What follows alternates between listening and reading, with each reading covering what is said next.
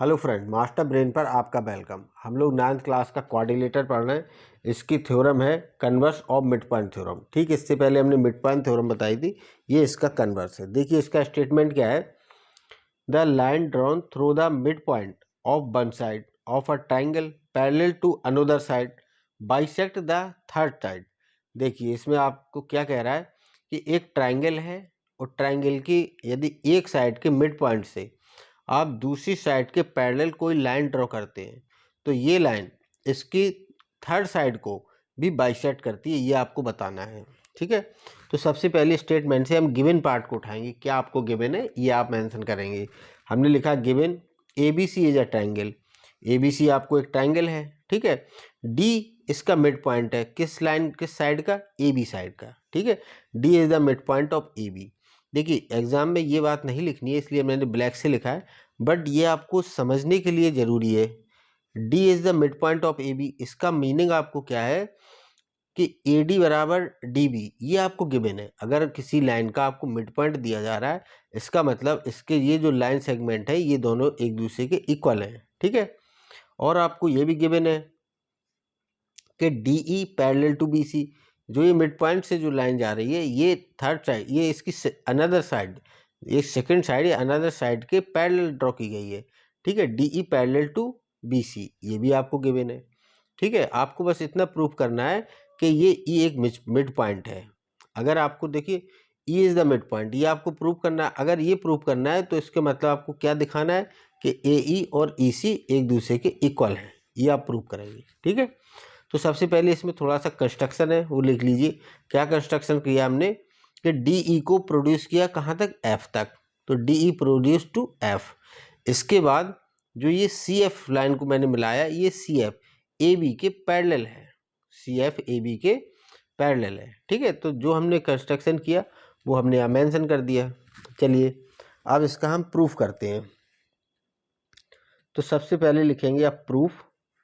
तो देखिए प्रूफ में हम सबसे पहले क्या करेंगे, हम ये इस पार्ट को देख, ये डी बी सी एफ, सबसे पहले हम डी बी सी एफ को एक एक पैरेललोग्राम प्रूफ करेंगे। ठीक है, इसको सबसे पहले हम एक पैरेललोग्राम प्रूफ करेंगे और ये प्रूफ करना बहुत ही आसान है।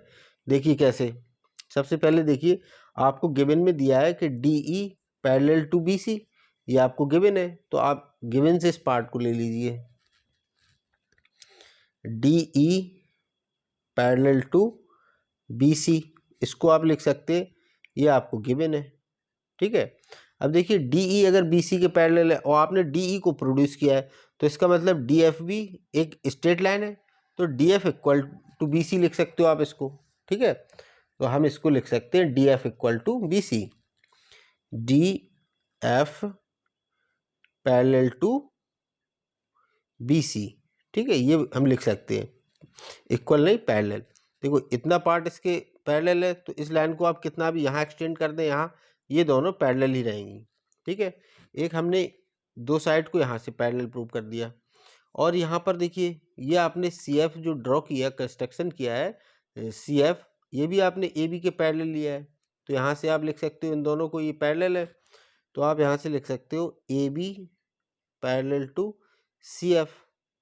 और ये कहाँ से, बाई कंस्ट्रक्शन, ये कहाँ से आई प्रॉपर्टी, बाई कंस्ट्रक्शन। देखिए ए बी सी के पैरेलल है तो डी बी भी सी एफ के पैरेलल होगी क्योंकि ये भी इसी का पार्ट है, तो आप यहाँ से लिख सकते हो डी बी या B D parallel to C F.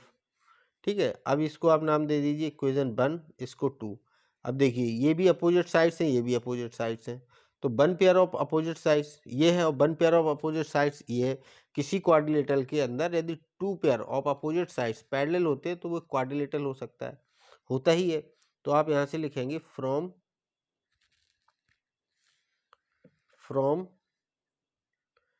Equation 1 and 2, ये 1 और 2 से आप क्या बता देंगे कि जो हमारा ये क्वाड्रिलेटरल है, देखिए आपको दिख नहीं रहा होगा, फिर से दिखाते हैं। ये quadrilateral D B C F, या आप ऐसे कह सकते हैं डी एफ सी बी या बी डी एफ सी, कुछ भी आप बोल दीजिए, बट एक लाइन से बोलेंगे। तो हमने इसको लिख लिया डी बी सी एफ, ये एक क्वाड्रिलेटरल है, डी BCF इज ये क्वाड्रिलेटरल है, बट अपोजिट साइड हमने पैरेलल दिखा दी, तो हम इसको बोलेंगे ये एक पैरेललोग्राम है। ठीक है, ये हमने बता दिया कि ये एक आपका पैरेललोग्राम है। अब देखिए, अब हम इसके अब अपने प्रूफ की तरफ चलते हैं। हमें क्या प्रूफ करना है? हमें प्रूफ करना है कि ये मिड पॉइंट है, ये बताना है। तो मतलब इन दोनों साइड्स को इक्वल दिखाएंगे।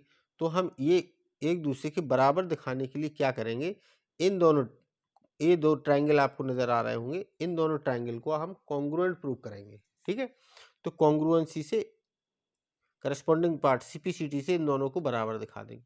तो सबसे पहले आप इन दोनों ट्रायंगल को लीजिए। ठीक है, अब आपको ये दिखेगा नहीं फिगर, तो उसके लिए मैं आपको एक दूसरा फिगर हमने बना के रखा, वो दिखाते हैं आपको। देखिए, अब आप लिखिए इसमें इन ट्रायंगल, दोनों ट्रायंगल आप ले लीजिए इसके, इन ट्रायंगल ADE, एक हमने ये ट्रायंगल लिया, दूसरा हमने ये ट्रायंगल लिया। कौन सा ट्रायंगल है? एंड ट्रायंगल ADE, ये ट्रायंगल लिया, तो आप इसको ले सकते हैं CFE, ट्रायंगल CFE। ठीक है, ये दोनों ट्रायंगल लिए, हम इसमें अब कॉन्ग्रुएंसी लगाएंगे। तो देखिए आपको क्या क्या पार्ट इसके नज़र आ रहे हैं जो एक दूसरे के इक्वल है। ठीक है, 3 एंगल्स और 3 साइड्स में हम कॉन्ग्रुएंसी को फाइंड करते हैं। तो देखिए, यहाँ पर कोई एंगल आपको नज़र आ रहे हैं जो इक्वल हो? देखिए, ये आपको गिवन है बाई कंस्ट्रक्शन से कि AB और CF ये एक दूसरे के पैरेलल हैं। अगर ये दोनों पैरेलल हैं तो DF ये एक ट्रांसवर्सल का काम करेगी। अगर DF एक ट्रांसवर्सल है तो इसके जो अपोजिट एंगल बनेंगे, यहाँ पर ये एंगल और ये एंगल, ये एक दूसरे के बराबर होंगे। तो आप यहाँ से लिख सकते हैं एंगल 1 और 2 इक्वल होंगे। ठीक है, देखिए ठीक इसी तरह से ये दोनों लाइन जब पैरेलल हैं तो ये भी एक ट्रांसवर्सल का काम करेगी, ये वाली लाइन AC, तो इसके ये अपोजिट एंगल ये भी बराबर होंगे। इनको हमने नाम दे दिया 3 और 4। तो यहाँ से आप इन दोनों एंगल को मेंशन कर सकते हैं। देखिए, यहाँ पर एंगल 1 ये इक्वल होगा एंगल 2 के, और एंगल 3 इक्वल होगा एंगल 4 के। और ये इन दोनों का रीजन आप क्या लिखेंगे? ये कैसे एंगल है? Alternate opposite angle, alternate interior angle, alternate interior angles, ये अल्टरनेट इंटीरियर एंगल्स हैं, तो एक दूसरे के इक्वल होंगे। अब देखिए, यहाँ पर एक प्रॉपर्टी और चाहिए हमें, वो क्या? साइड। देखिए, ये साइड इसके बराबर है। अब ये कैसे बराबर है ये आप देखिए, मैं बताता हूँ आपको। देखिए, ये आपका एक क्वाड्रिलेटरल है, वो सॉरी, ये आपका एक पैरेललोग्राम है। अगर ये पैरेललोग्राम है तो CF और BD एक दूसरे के इक्वल होंगे। तो आप यहाँ से लिख सकते हैं BD इक्वल टू CF। क्यों? क्योंकि अपोजिट साइड्स ऑफ पैरेललोग्राम, इसका रीजन लिखेंगे आप, अपोजिट साइड्स ऑफ पैरेललोग्राम, ये पैरेललोग्राम की अपोजिट साइड्स है, इसलिए एक दूसरे के इक्वल होंगी। ठीक है, इसके बाद देखिए, आपको ये बात गिवन है कि AD और DB एक दूसरे के इक्वल है। मतलब D आपको मिड पॉइंट, ये तो स्टेटमेंट में दिया है, D एक मिड पॉइंट है, तो यहाँ से आप लिख सकते हो AD और DB ये एक दूसरे के इक्वल होंगे।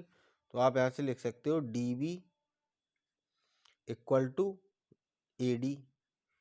ये DB और AD इक्वल है, क्यों है? क्योंकि D is a mid point, D एक मिड पॉइंट है ऑफ AB का मिड पॉइंट है, इसलिए ये दोनों पार्ट इक्वल होंगे।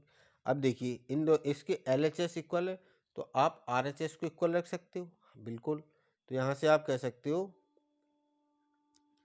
कि AD या AD या DA इक्वल टू होगा किसके? CF के। AD और CF ये एक दूसरे के इक्वल होंगे। हमने इस साइड को इक्वल प्रूव कर दिया, ये दोनों साइड्स इक्वल हो गई। ठीक है, तो आप एक ये वाली प्रॉपर्टी ले लीजिए। देखिए, यहाँ से हमें क्या मिल गया? 2 एंगल और एक साइड्स। ठीक है, तो यहाँ पर ये दोनों ट्रायंगल कॉन्ग्रुएंट हो जाएंगे, किस रूल से? एंगल साइड एंगल, ये एंगल साइड एंगल से। ठीक है, तो यहाँ पे आप लिखेंगे देयरफॉर ट्रायंगल, कौन सा ट्रायंगल? जो ये आपने लिए ADE, ठीक है। यहाँ पर हमें तीनों प्रॉपर्टी मिल गई, दो एंगल मिल गए, यहाँ पर दो एंगल, ये देखिए ये इसके इक्वल, ये इसके इक्वल, और एक साइड।